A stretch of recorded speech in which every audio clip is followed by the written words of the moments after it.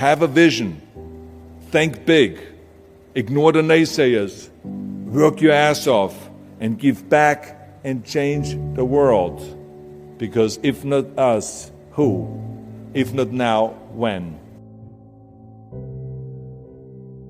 What is the secret to success? The long version is that I actually always had 5 rules. And everything that I did, I always used those 5 rules. And those 5 rules helped me to become successful in various different areas. And I believe that those rules can be applied to almost anyone and everyone. You don't need to be a bodybuilding champion. You don't need to want to be a governor of California or to be an action hero or anything like that. If you want to excel in whatever you do, those rules are for you. It's that simple. Now I have to tell you right off the top that I always was very intense. As a kid already, I was very intense and I was very hungry. I always wanted to be the best. I always wanted to be number one. I always wanted to get to the top. I never believed in just getting by. Now I have nothing against people that just want to get by, because I think there are many roads to happiness, but I think that we all here like to be successful and we are driven. So that's why those rules apply to you. So my first rule is find your vision and follow it. You see, I think it's the most important thing that we have a very clear vision of where we go. A goal, where do we go? Because you can have the best ship in the world. You can have the best cruise liner, but if the captain does not know where to go, that ship will drift around the world and out there at sea and will never end up anywhere. And this is exactly the way it is in real life. If you don't have a goal, if you don't have a vision, you just drift around and you're not going to be happy. This is why it is so important to have that vision. Now, I created that vision in Austria because I grew up after the Second World War. Austria, right along with Germany, lost the Second World War, thank God. And the problem was that everyone was so depressed because they lost the war that there was alcoholism everywhere. There was, of course, depression. There was a terrible economic situation. There was famine. There was starvation and all of those things. And also it was kind of a little place and narrow. I felt I wanted to get out of there. I wanted to escape. And I couldn't see myself really to work there and to stay there, to work in a factory, or to work on a farm, or to even to follow my father's footsteps and to become a police officer. I couldn't see that either. As a matter of fact, that's what my parents wanted me to do. They wanted me to become a police officer and to marry a girl by the name of Heidi and to have a bunch of children and to run around like the Von Trapp family in The Sound of Music. But that's not what I saw. This was the vision of my parents, but not mine. And luckily, one day in school, I watched a documentary about America. And I found myself, I knew exactly that is where I wanted to end up. I wanted to be in America. Everything that I saw in the documentary, I just loved. Everything was so big. I remember the tall skyscrapers, the monstrous bridges, the giant freeways filled with beautiful cars, the huge jetliners, movie stars, Muscle Beach, and all of those things. I could not wait to get there. The question was just, how do I get there? How do I get to America? I mean, this was not a common thing to do way back in the 50s. No one had the money to travel or anything. But one day I was fortunate enough to see a magazine. And that magazine showed me the path to America. And it was a bodybuilding magazine. And on the cover was this very muscular guy that was standing there like Hercules with a Hercules outfit. His name was Reg Park. This Reg Park was on that cover, and I remember the cover said, Mr. Universe becomes Hercules star. I read the article as fast as I could, learning about how he grew up in Leeds in England, poor, and how he trained 5 hours a day, every single day, and trained and trained and trained and lifted weights, and then he finally became Mr. Great Britain. And then he became Mr. Universe. And then he won a second Mr. Universe title and a third Mr. Universe title, and then all of a sudden he landed in Rome in Cinecittà doing Hercules movies. And there he made millions of dollars, and this money he took and bought himself a gymnasium chain in South Africa, and he became a successful gymnasium owner. And as I read, I became more and more certain about my own future. As I read this story, I was so excited, so interested. I knew exactly that I wanted to become another Reg Park. I know he laid out the blueprint for my life, basically. I could see myself, I could visualize myself clearly to be a champion on that same stage where he won the Mr. Universe, and then to move to America, then get into movies, and then become rich and famous. I had that vision very clearly laid out. I was so happy that I knew exactly where I was going. From that moment on, everything that I did, no matter how hard I had to work or how much I had to struggle, it didn't matter. It was a wonderful joyride because I knew what the purpose was and I found my passion. The simple truth is, if you don't have a vision, if you don't have a goal, if you don't see your future laid out in front of you, you're just floating around without a purpose. And I think that the numbers speak for themselves. This is why so many people around the world are unhappy with their jobs. I mean, in America, 74% of the people hate their job and would like to change jobs. Now think about that. That means that only a quarter of the Americans love their life's work. I mean, that is a very depressing statistic. I always smiled when I worked, no matter how hard I worked. I always had a great time, no matter what I did. It didn't matter if it was in bodybuilding, or if it was in the movies, or if it was as governor. I remember in the pumping iron days, people ask me in the gym all the time, why are you smiling all the time? Why are you so happy? You have to lift 50 tons of weights. You have to train 5 hours a day. I mean, I look at the other bodybuilders' faces and lifters' faces, and they look kind of depressing. They look sour. They're miserable that they have to lift weights. You don't look miserable, you look happy. And I tell them always, I say, I smile because I know exactly that every rep that I do, that every set that I do, every weight that I lift, I get one step closer to turning that vision of mine into reality and becoming that Mr. Universe. I could not wait to lift another 500 pounds in the squats. I could not wait to do another 1,000 sit-ups. I could not wait to do bench press and more curls until I couldn't move my arms anymore. Because I knew that every rep got me closer to standing on that stage as a champion. As a matter of fact, when I lifted weights, I didn't really feel like I was lifting weights. I felt like I was lifting a trophy over my head each time I lifted. And to have all those bodybuilders around me and thousands of people screaming.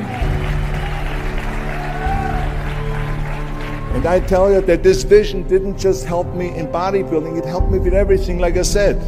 I remember in the movie business, there was many times stunts that I had to do where I got hurt, where I was in pain, in agony, and had to do it over and over again. I remember one incident specifically in Conan the Barbarian. There I was crawling on all four, on rocks, over rocks and gravel, holding my sword right in front of me. And as I was crawling, the camera followed me, and it was around 30 feet that I crawl on those rocks and this gravel. And eventually, after 10 takes, my elbows and my knees started bleeding and hurting. And the director came to me sheepishly and said to me, he says, do you mind if we do another take? I need a close-up of you. And I said to him, no, I don't mind at all. I said, go and do as many takes as you want. He says, no, I don't want to do that because I know you're in pain, you're bleeding. I said, no, I don't feel any pain. I said, the only thing I see is the finished scene. I see the finished scene of me crawling on all four with my sword in the front, crawling up and sneaking up behind Thulsa Doom, the main villain of the Conan movie that killed my parents, and rising up behind him and cutting his head off. That's what I see. Remember, crush your enemies, see them driven before you, and hear the lamentation of their women. So this is why, because I visualized that scene, this is why I did not feel that pain. I did not care if I was bleeding on my knees, because I know that pain is temporary, but the film is permanent.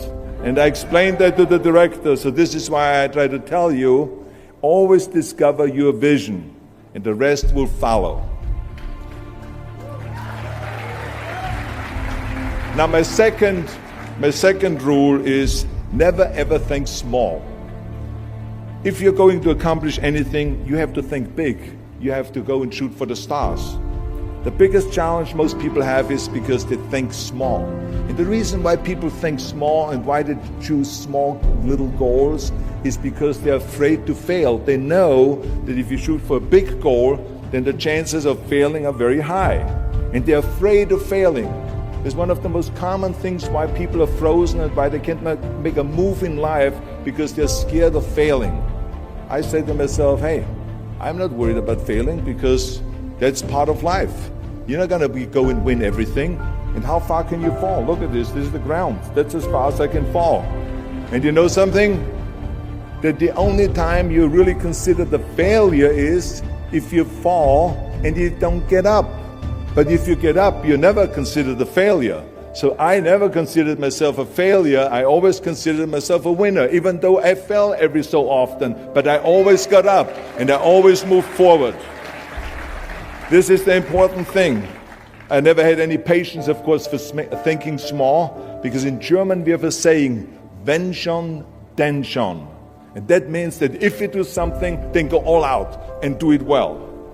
And this was not just the case in bodybuilding. I didn't just want to be a bodybuilding champion. I wanted to be the greatest bodybuilder of all times. I wanted to have the most muscle, the most muscle of all times, the most definition. I wanted to win the most trophies, the most world championship titles. I just wanted to be the best. And the same is also in movies. I didn't just think about being in movies. No, I wanted to be a movie star. I wanted to have above the title billing. I wanted to become the highest paid entertainer. I basically wanted to be another John Wayne. What's wrong with that? And then the same is in politics. I didn't just want to go and be in politics and enter a race for city council. I mean, let's be honest. Does that sound right, Schwarzenegger? City council? No, come on. Not even Schwarzenegger and mayor. No, it had to be Schwarzenegger running for governor. But not just any governor, but governor of the greatest state in the United States, of California. That was the important thing. I'll give you an example of thinking big. When I became governor, I wanted to rebuild California's ancient infrastructure. You see, America has been living off infrastructure that was built in the 50s and 60s, and it drives me absolutely insane that America hasn't started rebuilding that infrastructure. I mean, we haven't invested in new roads or in new transit, or in schools, or in energy, or anything like that for decades. The number of cars that we have now in America are 4 times as many as we had in the 60s. So therefore, we should be having 4 times as many freeways, 4 times as many tunnels, 4 times as many bridges and all this. But we don't.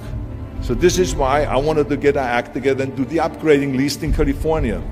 So when I talk about infrastructure, I didn't really want to just fix roads and fix and close some holes on the roads. I wanted to build massive freeways on top of freeways. I wanted to build the first high-speed rail in the United States. I wanted to build more bridges and more tunnels, more on-ramps and off-ramps. I wanted to see literally cranes everywhere. Well, there was no excuse for Californians to get stuck in traffic, and there was no excuse really to send your kids in overcrowded classrooms and schools, and there was also no excuse that Los Angeles has a 100-year-old sewage system. That's shitty, I think. At first, of course, some of the legislators looked at me like I was absolutely insane when I told them this vision.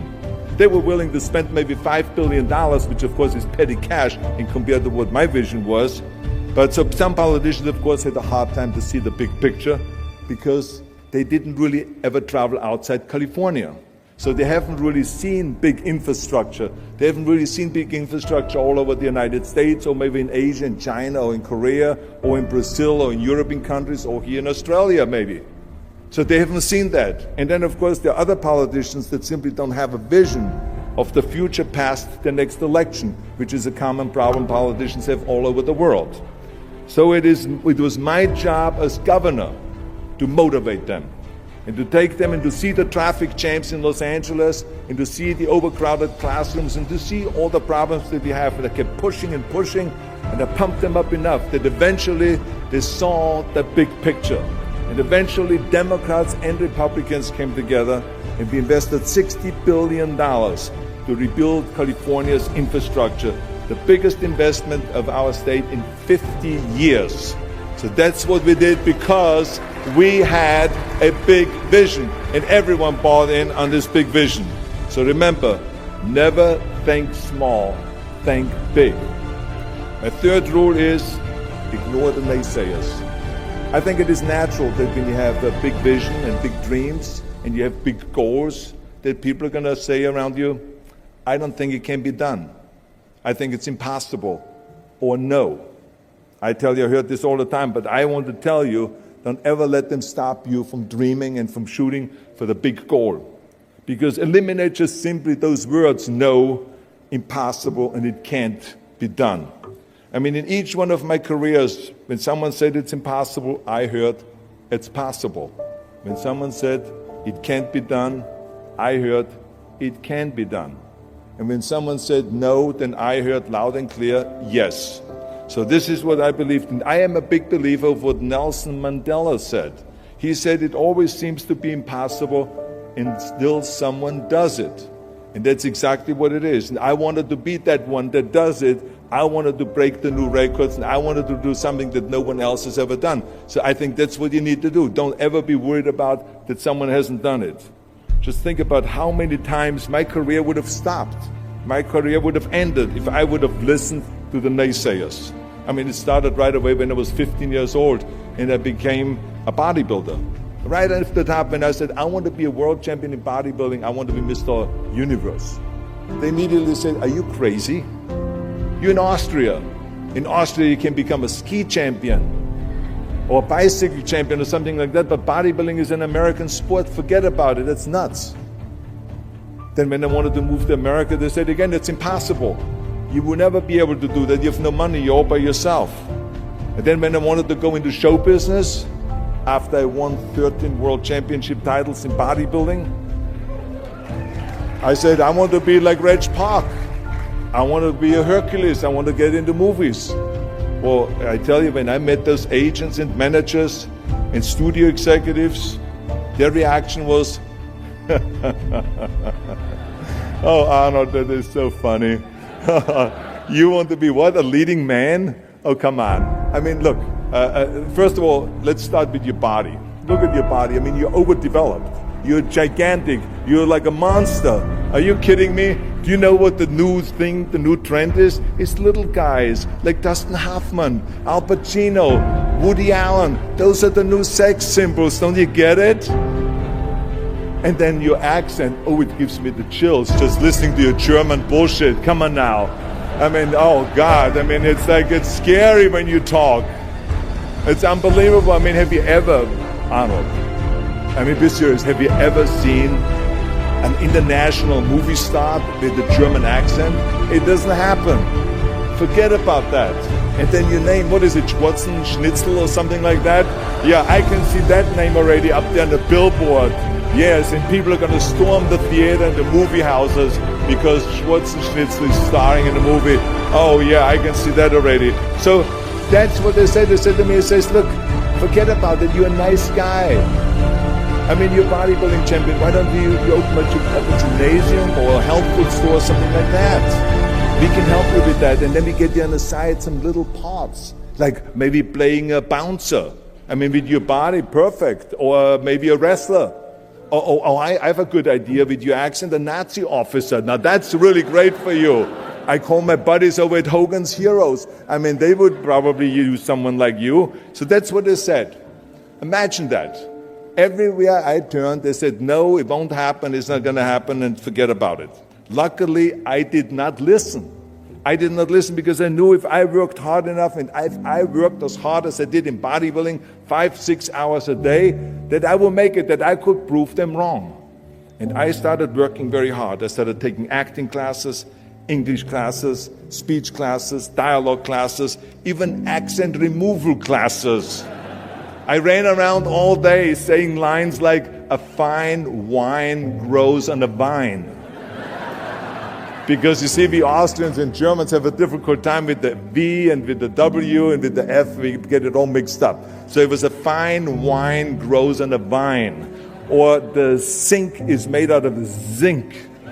And all those kind of lines. I said over and over. And you know something? All of a sudden, I got a little break. In the early 70s, I remember All of a sudden, I got a TV show, a little part, then another little part. And then all of a sudden, I got a phone call from Lucille Ball to be in her special happy anniversary and goodbye, which was with Art Carney.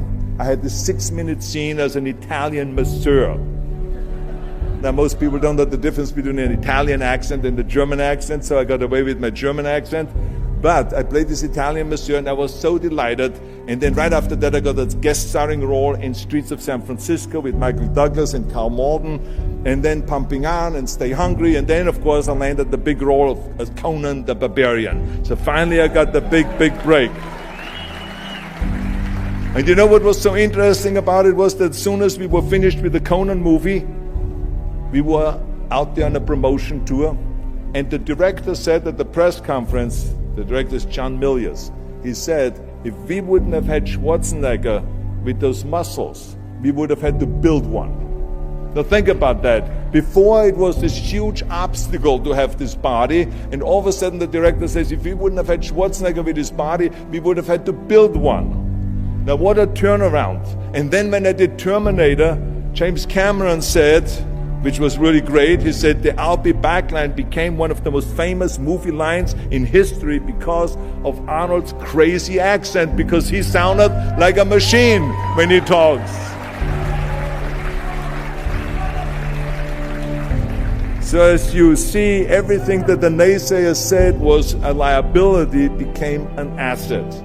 And the same was also in my political career. When I ran for governor, they immediately said, I shouldn't do it, it is a big mistake, it won't happen, I will lose, and all of those kind of things. And the rest, of course, is history. The bottom line is, if I would have listened to the naysayers, my career would have ended when I was 15 years old. I would be still yodeling in Austria, in the Alps, and I would not be talking here today to you. And the reason why I'm here today and talking to you is because I did not listen to you can't, or it's impossible, or no. So I just recommend to you very strongly, ignore the naysayers.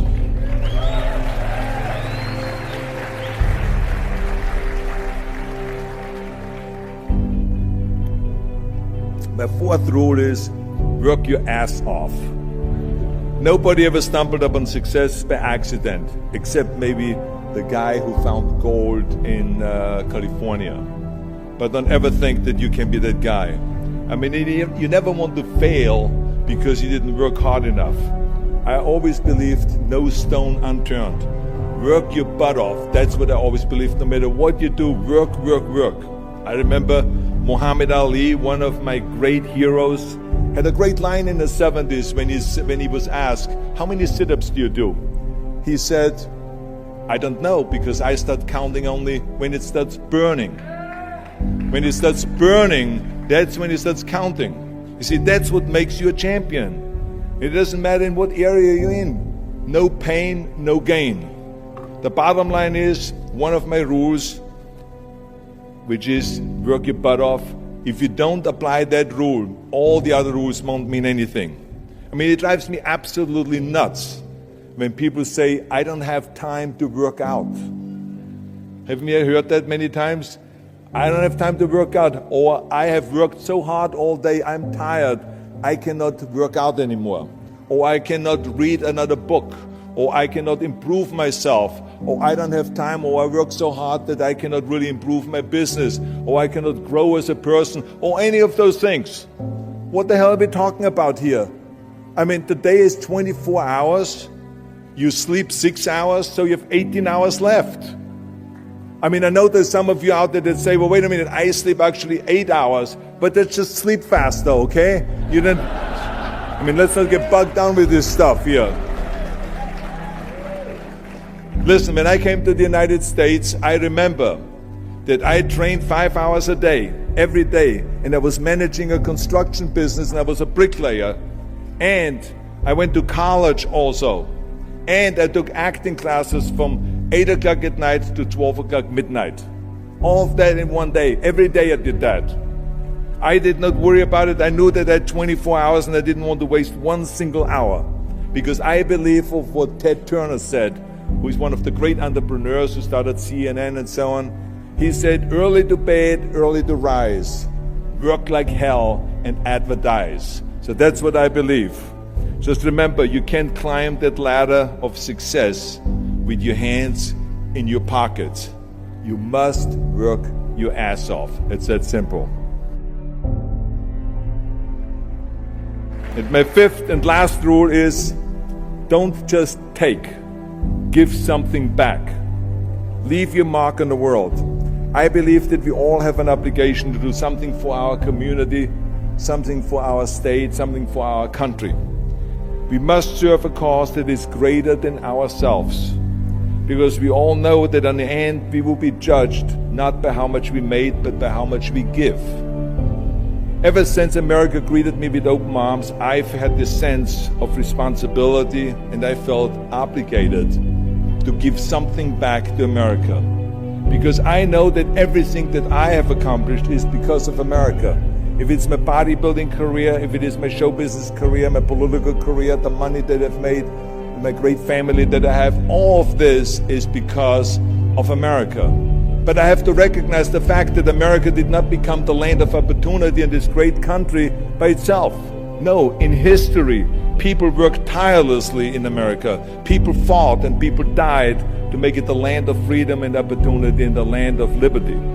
So now it is our responsibility, if we want to keep it the #1 country in the world, to work for that and to give something back to that country. And it doesn't matter if you're in America, or if you're in Australia, or if you're in China, or if you're in Japan, or in Italy. It is the same thing. You all have to give something back to your country, no matter where you're from. Now, I love the words of my father-in-law, Sergeant Schreiber, who started the Peace Corps, the Job Corps, legal aid to the poor during the Kennedy and during the Johnson administration. He was the #1 public servant, and he always inspired me to become a public servant. He was one of my heroes. He said at Yale University at a commencement speech, he said to the students, tear down that mirror. Tear down that mirror that makes you always look at yourself. And you will be able to look beyond that mirror, and you will see the millions and millions of people that need your help. And I saw those millions and millions of people.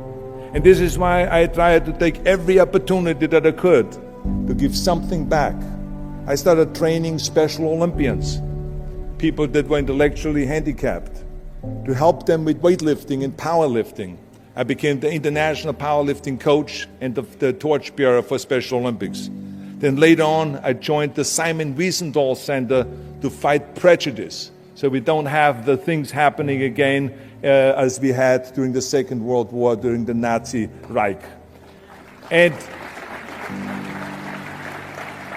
I joined also the President's Council on Fitness. I became the chairman under President Bush from 1990 to 1993. To be the chairman and to promote health and fitness in all 50 states. I traveled all 50 states.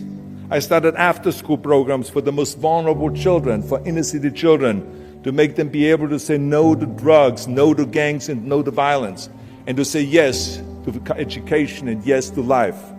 And every single time I reached out and I gave something back, I felt fantastic. Nothing made me happier. I would rather play chess with an 8-year-old kid in an after-school program or play golf, a round of golf with a Special Olympian than go down another red carpet of a movie premiere. And I have nothing against movies, but to give something back to me is more important than just to think about myself. Eventually, the joy of giving back was so great that I decided to become a public servant full-time and to turn my back, actually walk away from my career as an actor. After I finished promoting Terminator 3, I jumped into the race, into the governor's race in California, and I ran for governor. And even though my friends advised me not to do that, they said, "Are you crazy, Arnold? Don't you understand that you would lose now this $20, $30 million a movie that you're getting paid? And they will only pay you $178,000 as governor a year?" Well, I didn't care, because I knew that all the money that I've made and to be in that position in the first place to make this money is because of America. It was time to give something back. So I became governor, and I didn't even take the $178,000. I gave it back to the taxpayers because it was petty cash. It's the last thing I needed. And I can tell you that those 7 years were the most exciting and the most rewarding and the most gratifying years of my life. To work all day long, to solve problems and to serve the people was absolutely heaven. It was the best job I've ever had. But I also knew that eventually it's going to come to an end. And after 2 terms, it did come to an end.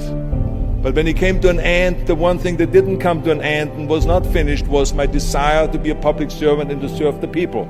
And this is why I continued to work for Special Olympics. That's why I continued to work on fighting my fitness crusade and traveling around the world to promote health and fitness. And this is why I continue to support after-school programs, and we even started the Schwarzenegger Institute at the University of Southern California to continue to inspire students and leaders around the world to find solutions to complicated issues and to give back and to make the world a better place. So thank you. But I tell you, that I was very fortunate that I had great heroes. I had great heroes that I could look up to, and I mentioned 2 of them, Muhammad Ali and Sergeant Shriver, my father-in-law.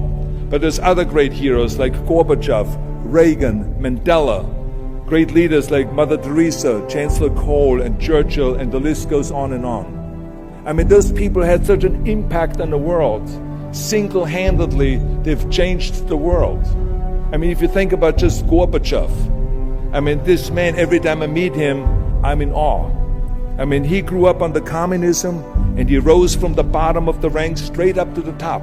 He became president of the Soviet Union, one of the most powerful people in the world. And he was the leader of the Communist Party. And when he was in the top position, he realized that the system was broken. Now, what do you do when you're the top leader of the Communist Party and you realize that the system, that communism doesn't work? Well, you know what he did? He dismantled communism. Think about the courage that takes. I mean, the guts that it takes to do that. Think about that Gorbachev completely transformed his country with glasnost to give his people for the first time freedom. And then through perestroika, by reforming Russia's economy. He didn't wait for the next president. He didn't complain. He simply said, if not me, who? And if not now, when? So I feel very strongly all of us need to have and embrace that kind of a spirit. We all can create change, whether it is in our neighborhood or in our local schools or in our country. It can be big, but it can also be as little as just going to a school kid that has problems reading and teaching that kids how to read or how to do math. We don't have to just work on me. We should also work on we. Not just me, but also we. Remember that. To lead a truly full life, you must give back. You must leave the world a better place than you found it. Because the bottom line is, it is up to us. I mean, those rules that I've given you are important rules, but giving back is one of the most important rules. I guarantee you that if you follow all of those rules, you will have many victories to celebrate. And you will leave, your work, and you will have extraordinary kind of a record, and you will leave a legacy behind that you can be proud of. So I want you to remember those rules. Have a vision. Think big. Ignore the naysayers. Work your ass off and give back and change the world. Because if not us, who? If not now, when?